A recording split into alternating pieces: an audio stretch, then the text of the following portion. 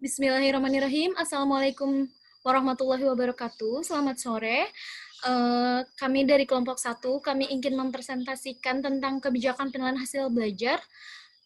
Dengan kami ada 3 anggota, yaitu Aliana De Samuel, Fahri Aditya Oktavian, serta saya sendiri, Maya Novrianda. Silahkan disimak ya teman-teman. Pertama, saya Mayang Novrianda dengan nomor induk mahasiswa 140361924.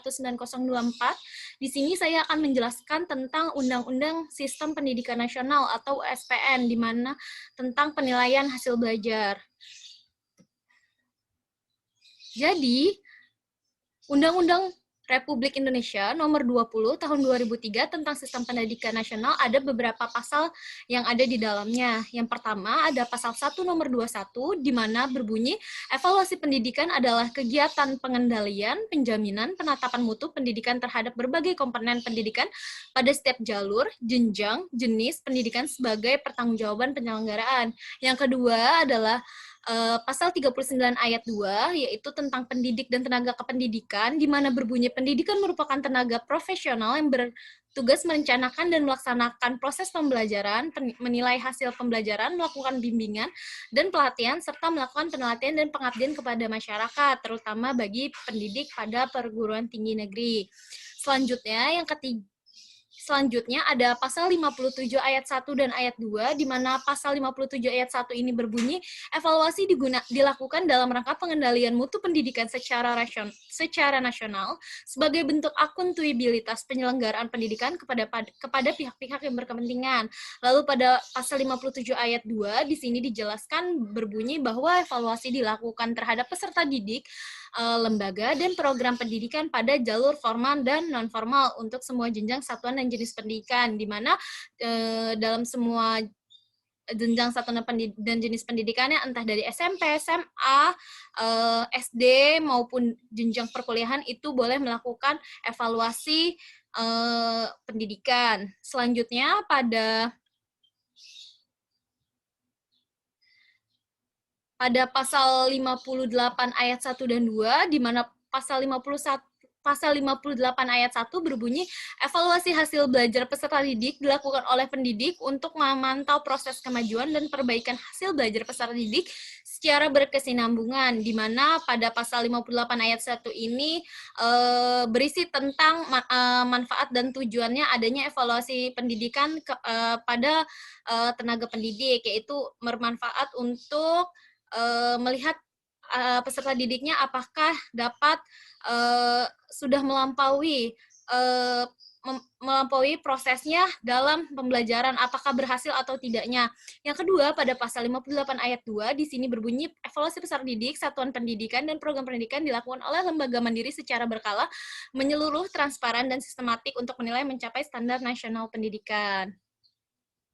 Selanjutnya akan dilanjutkan oleh rekan saya.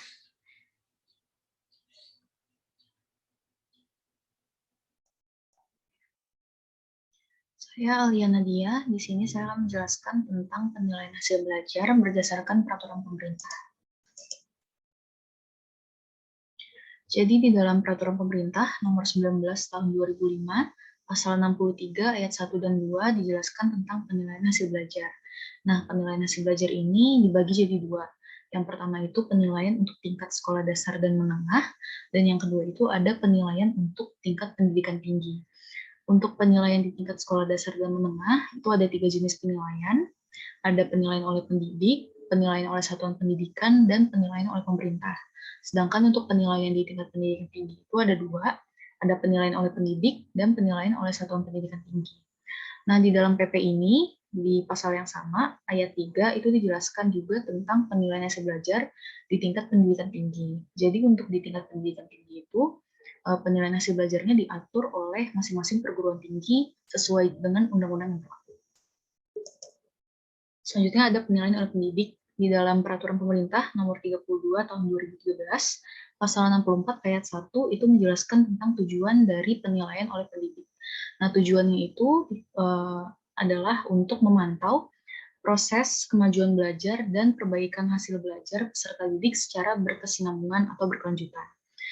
Dalam pasal 64 ayat 2 juga dijelaskan terkait dengan kegunaan penilaian oleh pendidik. Nah, gunanya itu ada 3 poin. Yang pertama itu untuk menilai pencapaian kompetensi peserta didik. Yang kedua, penilaian oleh pendidik ini juga berfungsi sebagai bahan bagi pendidik untuk melakukan penyusunan laporan kemajuan hasil belajar peserta didiknya. Dan yang terakhir itu sebagai untuk memperbaiki proses pembelajaran. Selanjutnya ada penilaian oleh satuan pendidikan. Di dalam peraturan pemerintah nomor 32 tahun 2013 pasal 65 ayat 1 dijelaskan tentang tujuan dari penilaian oleh satuan pendidikan. Nah, tujuannya itu adalah untuk menilai pencapaian standar kompetensi lulusan untuk semua mata pelajaran yang diajarkan di sekolah.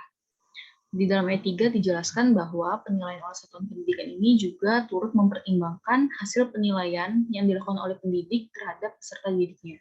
Dan di ayat 4 dijelaskan bahwa penilaian oleh satuan pendidikan ini dilakukan melalui ujian sekolah atau madrasah untuk menentukan kelulusan peserta didik dari satuan pendidikan. Selanjutnya, yang terakhir ada penilaian oleh pemerintah. Di dalam peraturan pemerintah nomor 15 tahun 2015 dalam pasal 66 ayat 1, 2, dan 3. Di mana penilaian oleh pemerintah ini bertujuan untuk menilai pencapaian kompetensi lulusan secara nasional pada mata pelajaran tertentu dalam bentuk ujian nasional. Jadi, di dalam penilaian oleh pemerintah ini berbeda dengan penilaian oleh satuan pendidikan. Kalau di satuan pendidikan itu untuk seluruh mata pelajaran, sedangkan dalam penilaian oleh pemerintah ini hanya diujikan mata pelajaran tertentu aja dalam bentuk ujian nasional. Nah, ujian nasional ini juga dilakukan secara objektif, berkeadilan, dan akuntabel. Ujian nasional juga diadakan paling sedikitnya itu 1 kali di dalam 1 tahun pelajaran.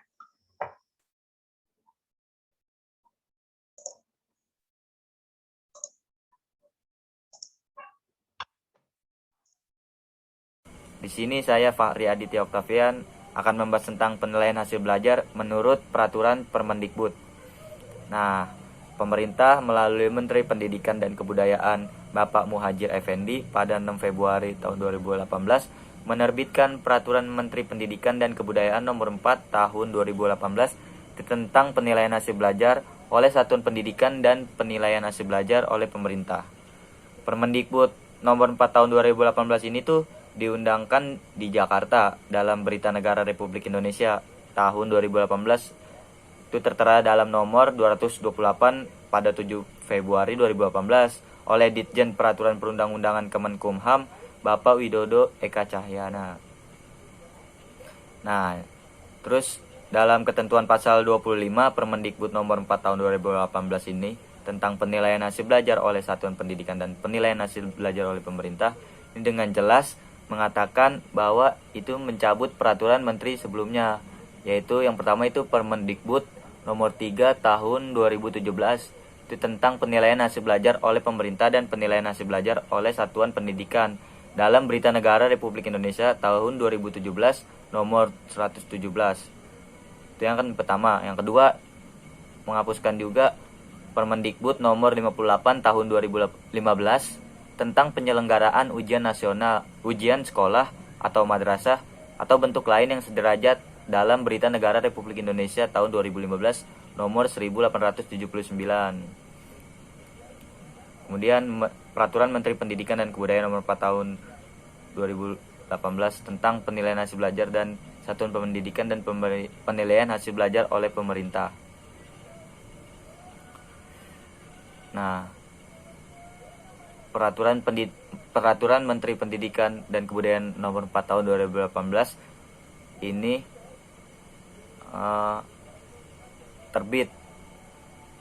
diterbitkannya itu melalui beberapa pertimbangan. Nah, ini ada 3 pertimbangan.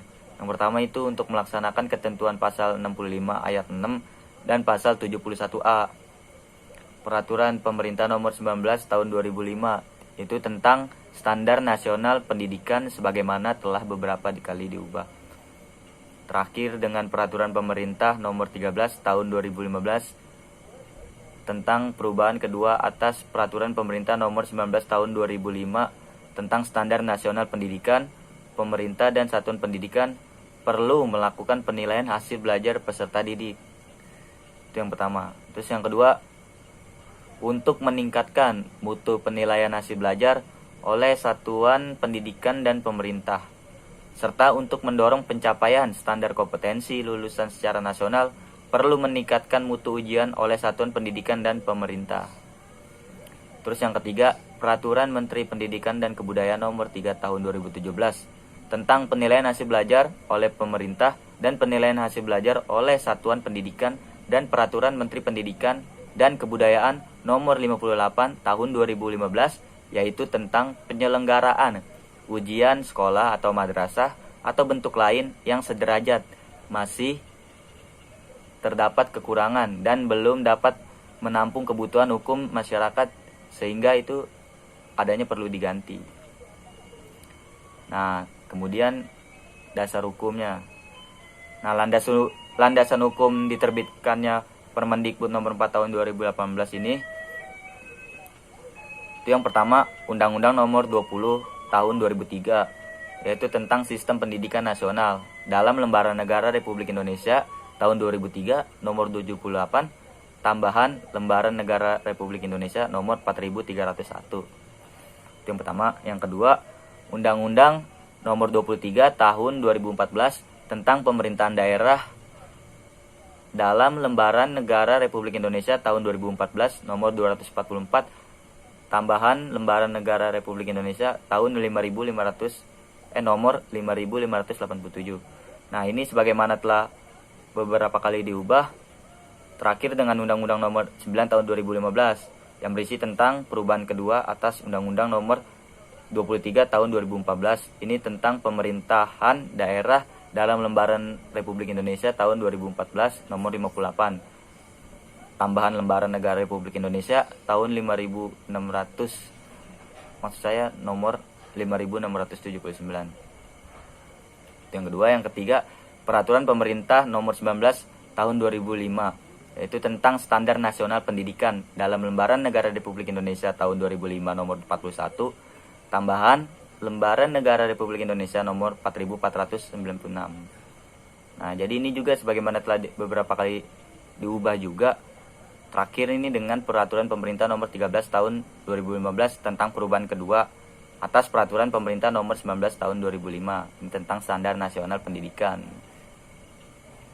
Kemudian ada yang terakhir, yang keempat itu Peraturan Menteri Pendidikan dan Kebudayaan nomor 23 tahun 2016 tentang Standar Penilaian Pendidikan dalam Berita Negara Republik Indonesia tahun 2016 nomor 897. Nah, next itu ada penyelenggaraan penilaian hasil belajar oleh satuan pendidikan dan penilaian hasil belajar oleh pemerintah. Nah, ini tuh diatur dalam 3 pasal. Yang pertama itu ada pasal 2. Pasal 2 ini isinya penilaian hasil belajar oleh satuan pendidikan dilaksanakan itu melalui USBN dan US atau ujian sekolah. Nah, yang kedua, penilaian hasil belajar oleh pemerintah dilaksanakan melalui UN atau ujian nasional. Terus yang ketiga itu penilaian hasil belajar oleh pemerintah sebagaimana dimaksud pada ayat 2 untuk peserta didik pada SMK atau MAK termasuk ujian kompetensi keahlian. Terus yang keempat ini penilaian hasil belajar sebagaimana dimaksud dalam ayat 1, ayat 2, dan ayat 3 dilaksanakan sesuai dengan kurikulum yang berlaku. Terus yang kelima ini ketentuan lebih lanjut mengenai mata pelajaran yang diujikan dalam USBN diatur dalam pos yang ditetapkan oleh BSNP. Terus yang terakhir ini ketentuan lebih lanjut mengenai penyelenggaraan ujian kompetensi keahlian untuk SMK atau MAK sebagaimana dimaksud pada ayat ketiga. Diatur dalam bentuk teknis yang ditetapkan oleh Direktur Jenderal yang terkait. Sekarang pasal 3. Nah, pasal 3 ini ayat 1 berisi US atau ujian sekolah sebagaimana dimaksud dalam pasal 2 ayat 1 diikuti oleh peserta didik pada jenjang SD, MI, SD, TK dan program paket A atau ULA. Nah, terus pasal 3 ayat 2 USBN sebagaimana dimaksud dalam pasal 2 ayat 1 diikuti oleh peserta didik pada jenjang SD, MI, SD, TK. Terus program paket A atau ULA, terus SDLB, terus SMP atau MTS atau SMP TK atau program paket B atau WUSTA, terus SMPLB, terus SMA atau MA atau SMAK atau SMTK, terus ada SMK atau MAK, terus ada juga program paket C atau Ulia, dan yang terakhir SMALB atau sekolah menengah atas luar biasa. Nah, terus yang terusnya itu ayat 3, pasal 3 ayat 3. Nah, UN sebagaimana dimaksud dalam pasal 2 ayat 2 itu diikuti oleh peserta didik pada jenjang SMP atau MTS, SMP TK, terus program paket B atau USTA, terus SMA atau MA, SMAK, SMTK, terus SMK atau MAK, dan terakhir itu program paket C atau Ulia. Tadi kan pasal 2, pasal 3, nah terakhir ini pasal 4. Nih, pasal 4 ini pada ayat 1 berisi tentang penilaian hasil belajar melalui USBN pada jenjang SD, MI, SDTK atau SLD, SDLB, dan program paket A atau ULA diselenggarakan oleh satuan atau program pendidikan yang terakreditasi. Terus ayat 2 ini berisi tentang penilaian hasil belajar melalui US pada jenjang SD, MI atau SDTK, dan program paket A atau ULA diselenggarakan oleh satuan atau program pendidikan yang terakreditasi. Yang ketiga atau ayat 3 berisi tentang penilaian hasil belajar melalui USBN pada jenjang SMP atau MTS atau SMPTK atau SMPLB, terus program paket B atau USTA, kemudian SMA atau MA atau SMAK atau SMTK atau SMALB, terus SMK atau MAK, dan program paket C atau Ulia itu diselenggarakan oleh satuan atau program pendidikan yang terakreditasi.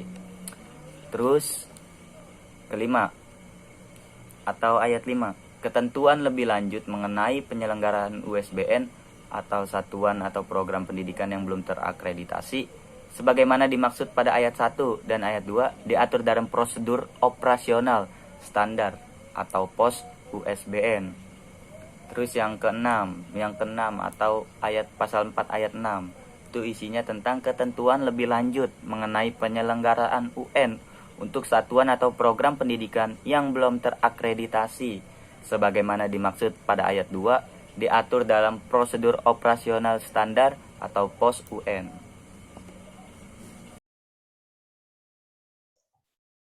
Selanjutnya ada panduan pedoman penilaian. Jadi untuk penilaian itu juga mempunyai karakteristiknya sendiri. Nah, di sini ada 5 karakteristik. Yang pertama itu belajar tuntas. Kriteria ketuntasan dijadikan acuan oleh pendidik untuk mengetahui kompetensi yang sudah atau belum dikuasai oleh peserta didik. Yang kedua adalah otentik.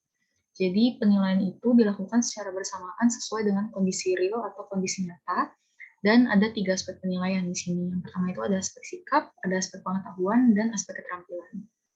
Karakteristik yang ketiga itu adalah berkesinambungan, di mana penilaian dilakukan secara terus-menerus dan berkelanjutan selama pembelajaran berlangsung. Jadi penilaian itu nggak cuma dilakukan di akhir proses belajar aja, tapi juga melihat proses secara keseluruhan dari awal pembelajaran sampai akhir pembelajaran itu kayak gimana. Karakteristik yang keempat itu ada menggunakan teknik penilaian bervariasi. Metode atau teknik penilaian dapat digunakan seperti tes tertulis, tes lisan, penugasan, penilaian kinerja. Penilaian kinerja ini dapat berupa praktik atau pembuatan suatu produk, ada penilaian proyek, portofolio, dan juga ada pengamatan atau observasi.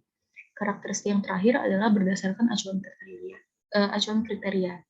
Kriteria ketuntasan ditetapkan oleh satuan pendidikan dengan mempertimbangkan karakteristik dari peserta didiknya itu sendiri, mata pelajaran, dan juga kondisi dari satuan pendidikan.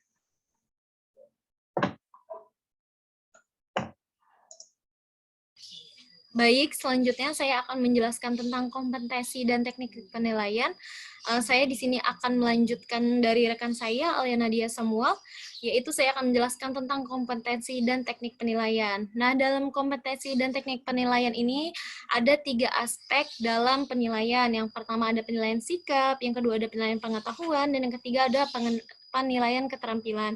Di mana pada penilaian sikap ini terdapat 2 kategori, yaitu penilaian sikap spiritual dan sosial, di mana penilaian sikap spiritual ini apakah peserta didik sudah melaksanakan norma-norma yang berlaku, norma agama ataupun norma sopan santun. Nah, yang kedua itu ada penilaian sikap sosial, di mana peserta didik apakah sudah melakukan interaksi sosial kepada teman-temannya ataupun lingkungan di sekitarnya.